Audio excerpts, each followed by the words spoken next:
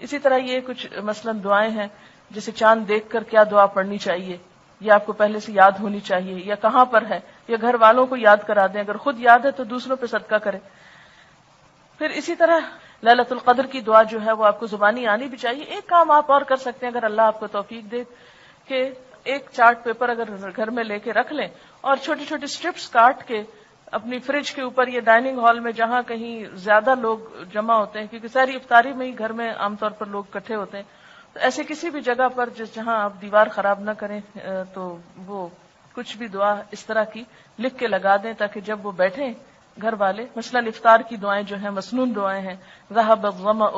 وابتلت العروق وثبت الاجر انشاءاللہ، یہ مسنون دعا ہے لیکن عموماً ہمارے معاشرے میں اس کا رواج نہیں ہے پڑھنے کا. اسی طرح اگر آپ کسی کے ہاں افطار کرتے ہیں تو ان کے لیے جو دعا ہے وہ، پھر اسی طرح ایک اور دعا بھی جو ہے افطار کی، لیکن سحری کی کوئی خاص دعا جو ہے کسی حدیث سے ثابت نہیں ہے اور نہ ہی کوئی مسنون ہے. وہ بسم اللہ سے شروع کر کے آپ کھانا کھانے کے اینڈ کی دعا جو ہے وہ پڑھ سکتے ہیں. پھر اسی طرح عید کے دن کی جو دعا ہے وہ آپ پڑھ سکتے ہیں، اللہم انا نسألک عیشۃ نقیۃ ومیتۃ سویۃ.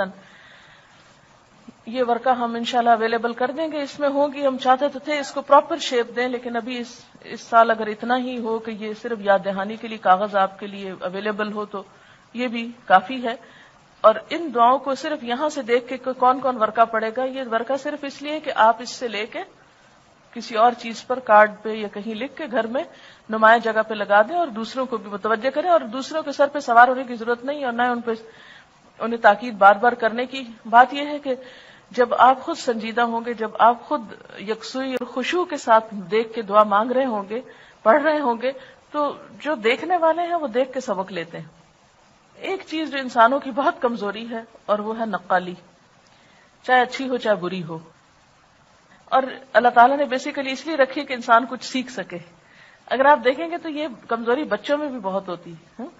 خود نہیں کام کریں گے، اگر کوئی مثلا خود کھانا نہیں کھائیں گے تو دیکھیں گے کوئی کھا رہا ہے تو فوراً کھانے لگیں گے،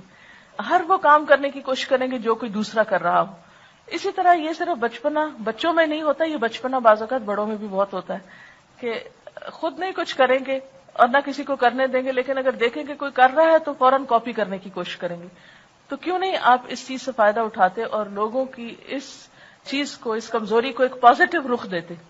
کہ آپ ان کے سامنے ایک عملی اگزامپل بنے. مت کہیں کسی کو پڑھو پڑھو اس کا ہی، جب آپ منہ ہلا رہے ہوں گے تو پوچھیں گے کیا پڑھ رہی ہو، پوچھتے ہیں نا. جب آپ کچھ پڑھ رہے ہیں یا خاموش ہیں تو کہیں گے کیا کر رہی ہو، تو اس وقت آپ بتا سکتے ہیں یہ دعا ہے اور نبی صلی اللہ علیہ وسلم پڑھا کرتے تھے اور اس سے ہمارے عمل میں کئی گنا اضافہ ہو سکتا ہے. اور